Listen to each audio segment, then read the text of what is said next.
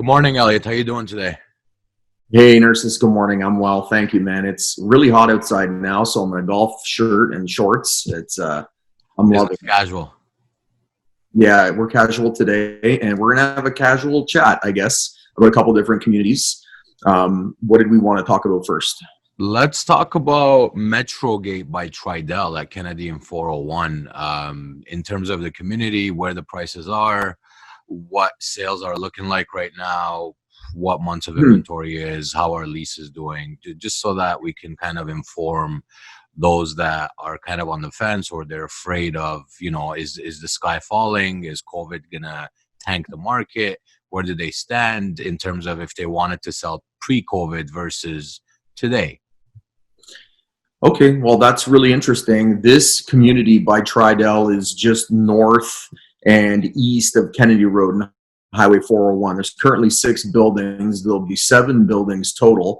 So, for the purposes of looking at what's going on right now, I've broken down a timeline from pre COVID to post COVID, and I'm counting COVID as occurring on March 15th. So, Jan 1 to March 15th is pre COVID, and then March 16th, the current is post-COVID. So in the one bedroom segment, both one bedrooms and one and dens have come down in average price, 4.7% for one bed, 6.4% for one and dens.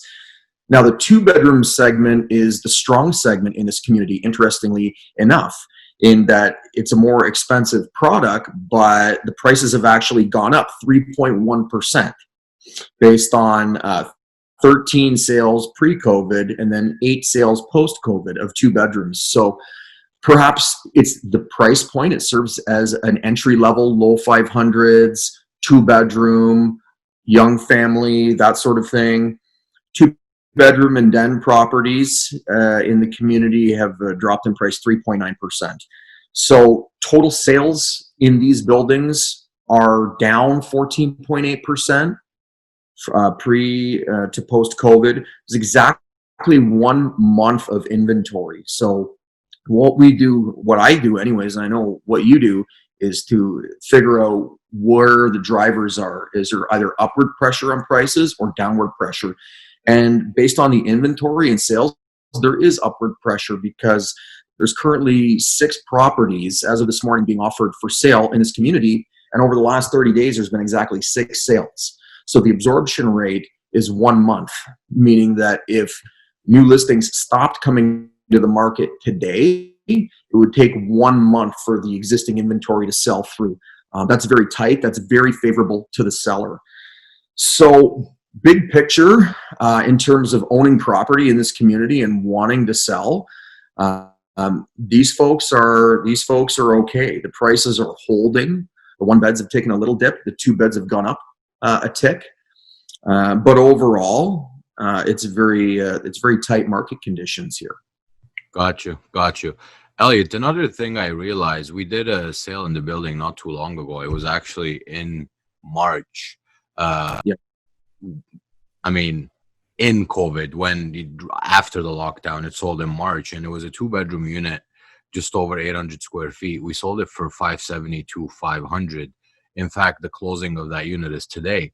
I realized that right after that sale, so let's call it that was March, right after that sale, 2 bedrooms started trading for relatively lower. So if you look at the community for 2 bedrooms in November, December of 2019, they were barely getting close to the $500,000 mark for 2 bedrooms.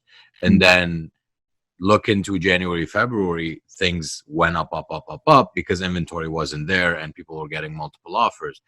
As we got into COVID, I feel like things started to stabilize. So for those that were, let's say, thinking of selling in November, for example, or December, and they had a price in mind, it's fairly certain that they would get that price today too, because sure, prices went down a little bit on certain units, certain types of units, but I feel like they had gone up quite a bit pre-COVID in a very short period of Mhm. time. Do you agree? Yeah, I agree. I think if anything, if the prices have taken a little hit, all it is rewinding till about November, December last year. So a little bit of error has come out of the market, sure. And so basically, we're going back to the November, December prices. But that overall is probably a healthy thing. And you talking about the sale of the 2-bedroom, that was a good sale. Big City Realty does it again. And it was a great looking listing. We positioned the property very well, and we were able to get the seller almost $50,000 over the average selling price for a 2-bedroom in that community. Actually, indeed, $50,000 over. So that was a big win for our client. So another question for you, Elliot, quickly. If you own a unit in the building, right? You're a family and you're looking at the market, you're looking at people selling their condos, buying homes, people upsizing, some people downsizing, some people selling for whatever reason. What would be the best course of action if you were a family living in a 2-bedroom? Let's say you have one baby so far, second one's on the way, and you need to upsize. Would it be a good time to upsize right now, or would it be a good time to downsize right now? Well, I would say definitely that it's a good time to upsize right now, because if the average overall, if average selling prices are down in the city by, let's say, 5% to 10%, anywhere there, it's the more expensive properties that are taking more of a hit. So if you're upsizing and selling a 2-bedroom unit for mid 500s, let's say in this community, and you're getting $25,000 or $20,000 less than you would have gotten in March or end of February, the property that you are turning around to buy, are gonna take even more of a haircut. So you're gonna make up whatever, slight deficiency you're getting because of the current market conditions. You'll make that up on purchase. Okay, so if you're upsizing, that absolutely makes sense. Got it. In terms of just averages in the building, if we can summarize it, because I've realized, most of us, our attention span is fairly short. So if we look at 1-bedroom, 1+1s, 2-bedrooms, 2+1s, in terms of average price pre and post COVID, price for sale, that is, and do the same thing in terms of rentals in the area for the same segments of units. Could we summarize that quickly, if you don't mind, if you have those stats handy? Absolutely. Sure, Nerses. So a quick summary of the prices. 1-bedrooms, I'm talking about average selling prices. 1-bedrooms down 4.7%. 1 and dens down 6.4%. 2-bedrooms up 3.1%. And 2 and dens down 3.9%. So overall, prices are basically holding. They have come down a tick, but this isn't, I expect there to be, based on the inventory that's available, I expect there to be a swing back fairly soon, if not right now, because there's only 6 properties in all 6 of those buildings. There's only 6 condos being offered for sale. Gotcha. That's a little bit extraordinary. Yeah, there's no inventory. So if we list your property for sale right now, we're going to have a stranglehold on the market because our listing is going to stand out. We're going to position it and market it well. And there's only a handful of other units for sale. In terms of rents, rents have in fact gone up during this period. Now, there is a lot of rental activity in the Metrogate community. This is for the people's interest there. Total lease volumes down 33.8% from 80 to 53 leases pre to post COVID. Rents, 1-bedroom rents are up 1.1% in price, and 2-bedroom rents are up 3% in price. So basically, COVID-19 has had no impact on rental prices. They've gone up. Okay, makes sense. Lease volume down, but yes. Could you possibly give us the numbers in terms of the average price that a 1-bedroom is trading pre-COVID versus post-COVID? Or, well, it's not even post-COVID, pre-COVID versus during COVID. Right now. Yeah, sure, absolutely. So a 1-bedroom, the average rent for a 1-bedroom pre-COVID was $1,879. And you can pick up that 1-bedroom for how much? The average price to buy that 1-bedroom? To buy the one bedroom right now, 476,000. The average price. Okay. Okay, makes sense. Okay. And two bedrooms, the average price pre-COVID for a lease was 2,134, 2,134. Average price now for the lease post-COVID is 2,197. Okay, so those are up 3%. And again, total months of inventory for rental there is 1.4. So there's 21 units available for lease in the 6 buildings, and 15 leases have happened over the past 30 days. So again, that favors the landlord seller. That's a very tight number, 1.4 months of inventory. So based on the inventory, we can see both prices and rents increasing at Metrogate. Makes sense. Makes sense. What's the average price of a 2-bedroom pre-COVID versus post-COVID for sale? So pre-COVID, the average price of a 2-bed was $523,485 based on 13 sales. Post-COVID, $539,563 based on 8 sales. So the average price of the 2-bedroom is actually up 3.1%. That segment at Metrogate has not been affected at all. Got you. And those are renting for about $2,200 right now. The 2-bedroom. They're renting. Yeah, that's right. On average. Okay, that makes sense. And in terms of the building, the builder, the community, I mean, we do know it is a Tridel community, which Tridel, time and time again, they never fail to impress. Their buildings are solid. They're very good investments. They generally manage every single building that they build, which is a fundamental difference when comparing it to other builders. Would you look at this community as a good, let's call it investment, equity holder, a good product to add to your portfolio just because of how healthy things have been and over the years throughout, the growth process of this community, things have been inching up little by little. Yes, there's a lot of buildings, but there's also a lot of interest, and you check the months of inventory and the absorption rate, and it seems that it is healthy even during COVID. Right. So based on the prospect of investing in this community long-term as an equity hold, sure, it's great because in times of uncertainty or when things aren't clear, go back to quality, fall back on quality. And, we've seen time and again, the Tridel buildings stand the test of time. Just their overall look and feel and construction and quality of the buildings are very high. So you know that they're going to outperform a lot of the other buildings, if not all the other commercial buildings in the area, residential buildings, but sort of mass market residential buildings. As far as like it being a cash flowing proposition, I mean, if you can get $1,900 in rent times 12, that's $22,800 divided by the average price of a 1-bed of $476. That's a gross cap rate of 4.8%, which is good in this market.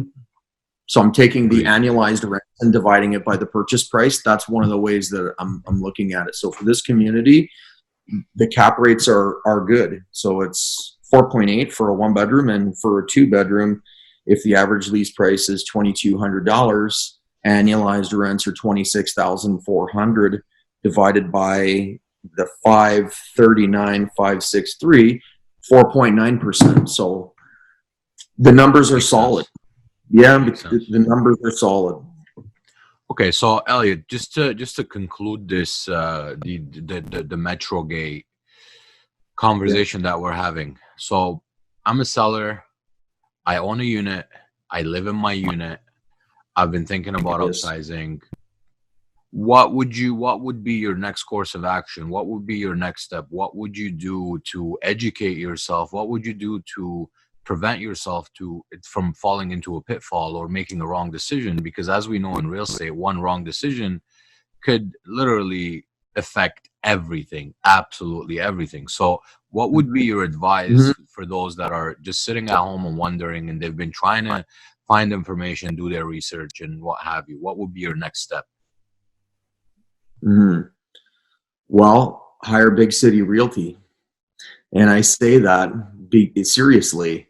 because I'm very proud of the service that we give our clients, and this is a service-based industry. So the details are everything. This is what I've realized, and the way that we market and then position your property is key. So there's marketing and materials like photography. We do have very good photos and digital tours and all of those things. A lot of agents do. However, ours tend to stand out above the rest. But aside from marketing, then there's the positioning of the property. And what I mean by positioning is where are we situating it? Where does your condo unit fit in the overall market for buyers? And if it's a 2-bedroom, if it's a small 2-bedroom on a high floor and it's got great views, maybe it's for a couple that wants to downsize and be up high in the sky. So that we're positioning it for those people. Maybe it's a young family and we're emphasizing the Metrogate Park and all the amenities of the building and the proximity to transit. So the marketing, the positioning of the property, and then the actual selling and negotiating of the price. So we're checking all the boxes, and you're going to get that top service if you come to Big City. And we have had a record sale in one of these buildings, and we can do it again. Okay. I want to just quickly summarize the last sale that we did there in terms of how it went. We literally got a call. This was a couple weeks pre-COVID. We literally got a call from the client saying, a unit in my building sold. I'm wondering what it sold for. And we had sold this client the same unit about a year and a half ago. And so I looked at the comparables. We had a discussion within the team. After we figured out the action plan, we went back to the client saying, you know what, they were going to Cuba the next day of that question being asked. So we literally put everything together, got the stager, got the contractor, got the photographer, got the cleaners, got everything set up, and got the condo ready for sale within 3 days. By the time they got back from Cuba, which they had to quarantine for 14 days because it was lockdown, the place was sold firm. And better yet, they got into they upsized into a large family home where they could grow and have more kids and what have you, take care of what it is that needs taken care of for them, what's important for them. So planning, as you said, details, as you said, are very, very, very important. You could literally take the listing and put it on MLS and hope for good things to happen. But believe it or not, at the same time as we were listed, there were other listings in the building. Maybe a little nicer, maybe on higher floors, maybe about 11, 12 floors higher, the exact same layout. Ours sold for $572,500, for example. Another one that had the exact same layout, exact same stack, so many floors higher, sold for about $40,000 less than what we sold ours for within the same week even. So again, details, positioning, as you mentioned, is very, very important, and making sure you're not just going for something because they're telling you what you want to hear. Because most of the time, if you're just hearing everything you wanted to hear, it may be too good to be true, and you may be going down the road where it's not going to lead you to the result that you hoped for at the beginning. Do you agree? I agree 100%. That's a good way of putting it. And that particular sale that you're talking about and the story you've told is 100% valid and relevant, because you can't just take a couple of pictures with your telephone and slap a listing up on the MLS and expect to get top price, expect to be competitive over all the other units in the area. You know, you've really, in this market, you absolutely need to go above and beyond. And so that's where it comes down to the details and the personal touch. Okay. That's good though.